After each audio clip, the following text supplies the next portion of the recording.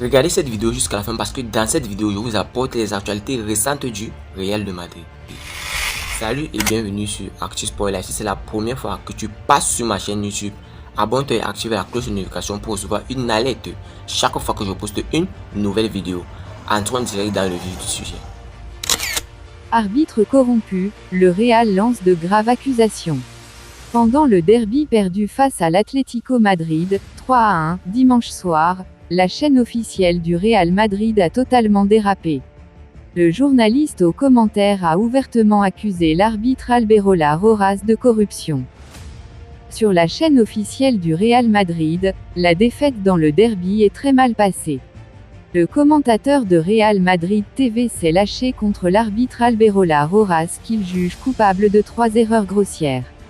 En plus du premier but d'Alvaro Morata, qui selon lui n'aurait pas dû être accordé à cause d'une faute sur Jude Bellingham, le journaliste ne comprend pas l'annulation du but d'Eduardo Camavinga pour un hors-jeu d'Antonio Rudiger, ni comment José María Giménez a pu échapper à l'expulsion après un tacle sur Rodrigo. La référence à Negreira. Un scénario pourtant prévisible selon le commentateur qui a cité le nom de José María Enríquez Negreira, l'ancien responsable des arbitres accusés de corruption dans l'affaire du FC Barcelone. Quand nous avons su qui allait être l'arbitre, nous savions ce qui allait se passer, a-t-il lâché l'antenne. Il commet à nouveau les mêmes erreurs grossières avec le Real Madrid. Cet arbitre, rappelons-le, fait partie de ceux qui engagent les services du fils d'Enríquez Negreira. Même si le juge a parlé de corruption systémique, ces arbitres continuent de pratiquer. Il n'a même pas le niveau pour arbitrer des matchs régionaux. Il est intolérable qu'une telle dureté soit autorisée à l'égard de Bellingham, a ajouté le journaliste. Alberola est un autre de la Ligue Negreira. Et personne n'en parlera dans la presse, comme cela s'est produit avec la main de Felipe Montero qui a fini par donner la Liga à l'Atlético, en 2021. C'est vraiment dommage. Un scandale. Il y a 3 actions qui déterminent complètement le match. L'arbitre ne voulait pas revenir en arrière pour voir l'origine du jeu. En revanche, il l'a fait lors d'un match athlétique, Barcelone au cours duquel Muniain a touché le ballon avec sa main. Que doit faire Giménez pour être expulsé? S'il l'attrape bien, il envoie Rodrigo à l'hôpital pour le reste de la saison. C'est le dernier défenseur, tous les facteurs appellent un carton rouge. Je trouve regrettable et très grave que la VAR n'entre pas non plus en action.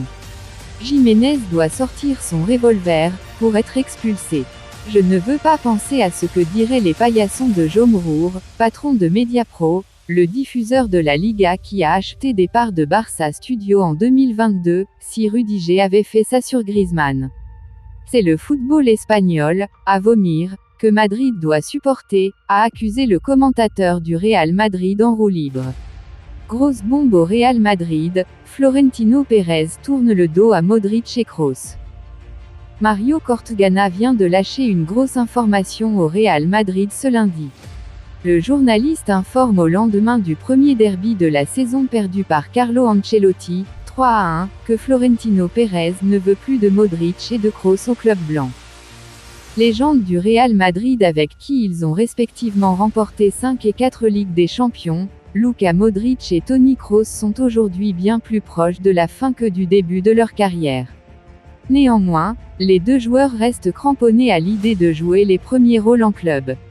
Ceci, malgré une perte de vitesse logique au vu de leur âge aujourd'hui avancé. Le Ballon d'Or 2018 n'a disputé que 242 minutes depuis le début de l'exercice, soit presque la moitié du temps de jeu que lui avait accordé Carlo Ancelotti la saison dernière à ce stade de la saison, 406. Une situation qui agace Modric même s'il a été titularisé dimanche soir lors du derby.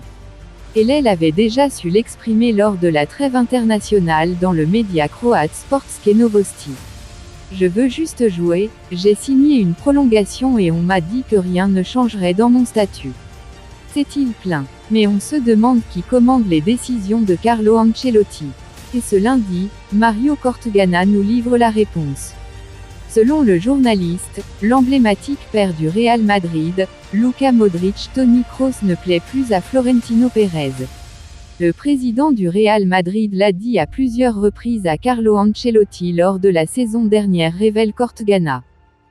Kroos et Modric à mettre de côté, le Real Madrid mise sur sa jeunesse.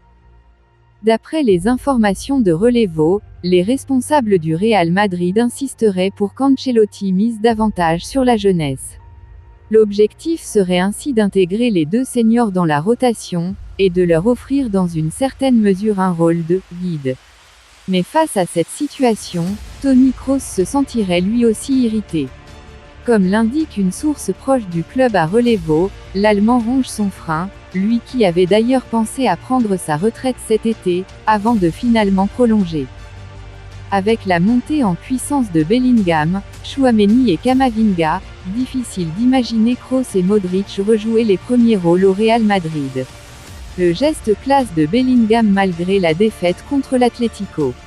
Le Real Madrid a connu son premier revers en Liga chez son voisin colchonero, mais Bellingham n'a pas oublié ses bonnes manières après la rencontre. Dans le derby face à l'Atlético Madrid, le Real est tombé pour la première fois de la saison. Battu 3-1 sur des buts de Morata, doublé, et Griezmann, les merengues s'étaient frustrés en fin de rencontre, comme le démontre un tacle très appuyé de Bellingham sur Correa. Seulement averti d'un jaune, l'Anglais de 20 ans n'a pas pu sauver son équipe cette fois-ci. Toutefois, l'ancien de Dortmund s'est fendu d'un geste de classe après la rencontre. Bellingham évite le logo de l'Atlético. Après le coup de sifflet, l'international anglais a regagné les vestiaires, tête basse, mais en prenant soin de contourner le blason de l'Atlético Madrid dessiné sur la pelouse. Une belle marque de respect qui montre toute la classe de Bellingham, et ce, malgré sa première défaite en match officiel avec la Maison Blanche. Une terrifiante statistique de Rodrigo Goes fait froid au dos. L'attaquant brésilien, Rodrigo Goes, traverse une période difficile au Real Madrid. Conforté comme pilier du club madrilène depuis le départ de Benzema, les rendements du jeune attaquant inquiètent. Va-t-on assister à une saison blanche du Real Madrid? En tout cas, plusieurs points d'ombre laissent présager le pire pour le club de Florentino Pérez, alors que la saison n'en est qu'à son début. Privé d'un vrai buteur depuis le départ inattendu de Karim Benzema en Arabie Saoudite cet été, Carlo Ancelotti est obligé de se lancer dans des plans tactiques inédits avec les joueurs qu'il a sous la main. C'est d'ailleurs ces acrobaties qui font de Jude Bellingham l'un des sauveurs du club madrilène en ce début de saison. Avec 5 buts, le milieu anglais est le meilleur buteur du Real Madrid devant un certain Rodrigo Goes, qui attend de lancer sa saison. La stat qui fait mal avec Rodrigo. Considéré comme l'un des maillons forts de l'attaque du Real Madrid, Rodrigo manque cruellement de réussite, surtout avec l'absence de Vinicius Junior, l'un de ses partenaires clés de l'attaque. Comme le révèle Opta, une plateforme attitrée qui suit les performances et donne les statistiques des clubs et joueurs, l'attaquant brésilien de 22 ans n'a marqué qu'un but sur ses 25 tirs en Liga, avec un taux de conversion de 4%. Parmi les 5 grands championnats d'Europe, Rodrigo Goes a le 3e plus faible total après Marcus Rashford, Manchester United, et Eber Chiez, Crystal Palace, parmi les joueurs avec au moins un but, 3,9% chacun, un 26e. Alors que l'entraîneur merengue Carlo Ancelotti évoquait en pré-saison le nom de son jeune attaquant pour faire le job après l'absence d'un vrai numéro 9 dans son effectif, cette statistique doit sérieusement inquiéter. Plus à l'aise autour d'un attaquant de pointe ces dernières saisons avec Benzema, Rodrigo Goes doit vraiment avoir des difficultés avec le nouveau plan tactique du Real Madrid pour camoufler le manque d'un joueur axial en tête de l'attaque.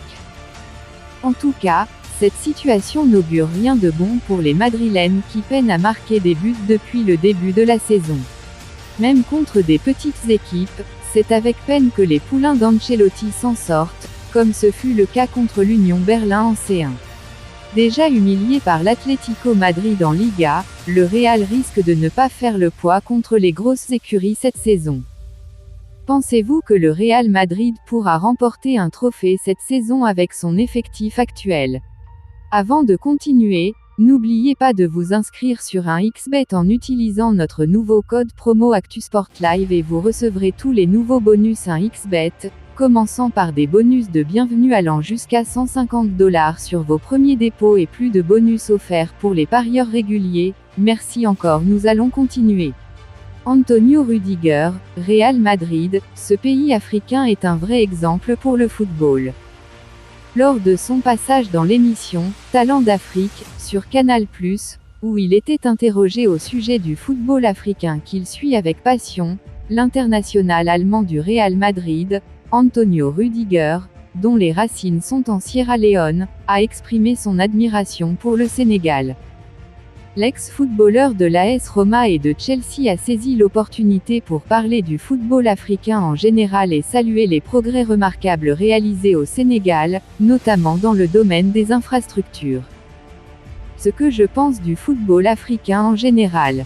En tant qu'Africain, je pense qu'on a des difficultés. Pourquoi aucune équipe africaine ne peut gagner la Coupe du Monde? Combien d'équipes nous représentent en Coupe du Monde et combien d'équipes représentent l'Europe? Et, pourtant, l'Afrique a la plus grande fédération, la CAF. Alors, de quoi on parle là? Je vois des pays africains, comme le Sénégal qui est un vrai exemple. Ils ont construit un stade pour leur équipe nationale, ils ont des écoles de football. Sadio Mané vient de là. Beaucoup de leurs internationaux sont issus de cette formation. Cela devrait être le cas partout en Afrique, a-t-il déclaré. Le Real Madrid s'intéresse à Savinho, une jeune promesse brésilienne qui brille à Girona. Le Real Madrid, toujours à l'affût des talents prometteurs, porte un vif intérêt à Savinho, un jeune joueur brésilien de 19 ans qui est en train de se révéler comme l'une des grandes surprises de la Liga sous les couleurs de Girona. Prêté cette saison par l'Estac 3 français, Savinho a attiré l'attention du club madrilène grâce à ses performances impressionnantes en Liga espagnole. En seulement 6 matchs, il a déjà inscrit 2 buts et délivré 3 passes décisives, devenant ainsi un élément clé de l'attaque de l'équipe catalane dirigée par Michel. Le 1er juillet prochain, Savinho retournera au sein du club français, mais c'est à ce moment précis que le Real Madrid compte bien jeter son filet sur ce jeune talent. Cependant, il semblerait que le joueur brésilien ait d'autres ambitions en tête. En effet, Savinho fait partie de l'Estac 3, qui est lui-même affilié au City Group. Il aurait donc pour objectif à moyen terme de se faire remarquer par Pep Guardiola et de rejoindre le Manchester City. Cette perspective pourrait compromettre les plans du Real Madrid qui souhaite renforcer son secteur offensif en vue de la prochaine saison. En effet, Savinho, avec ses performances remarquables à Girona, pourrait attirer l'attention de Guardiola et ainsi se voir offrir une opportunité de rejoindre le club anglais. Le Real Madrid, conscient de la concurrence, doit donc agir rapidement pour convaincre Savinho de rejoindre ses rangs. Le club madrilène est réputé pour sa capacité à développer les jeunes talents et à les faire évoluer au plus haut niveau. De plus, l'histoire et le prestige du Real Madrid pourraient être des arguments de poids pour attirer le joueur brésilien. Néanmoins, Savinho devra également peser le pour et le contre avant de prendre une décision. Rejoindre le Real Madrid lui offrirait l'opportunité de jouer aux côtés de certains des meilleurs joueurs du monde et de participer à des compétitions prestigieuses, telles que la Ligue des Champions. Cependant, un transfert à Manchester City lui permettrait de travailler sous les ordres de Pep Guardiola, l'un des entraîneurs les plus respectés et talentueux de la planète football. Le Real Madrid a mis son dévolu sur Savinho, une jeune pépite brésilienne qui brille actuellement à Girona. Cependant, le joueur a également des vues sur Manchester City, ce qui pourrait compliquer les plans du club madrilène. Il reste à voir quelle sera la décision finale de Savinho et quel sera le club qui réussira à le convaincre de rejoindre ses rangs. Dans tous les cas, il est certain que ce talentueux joueur brésilien a un avenir prometteur devant lui. Dites-moi tout vos pensées en commentaire. Dites-moi tout vos pensées en commentaire.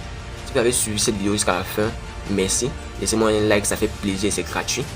Abonnez-vous et activez la cloche de notification pour recevoir une alerte chaque fois que je poste une nouvelle vidéo. À la Madrid, à la Blancos. Ciao, bye bye pour une prochaine vidéo.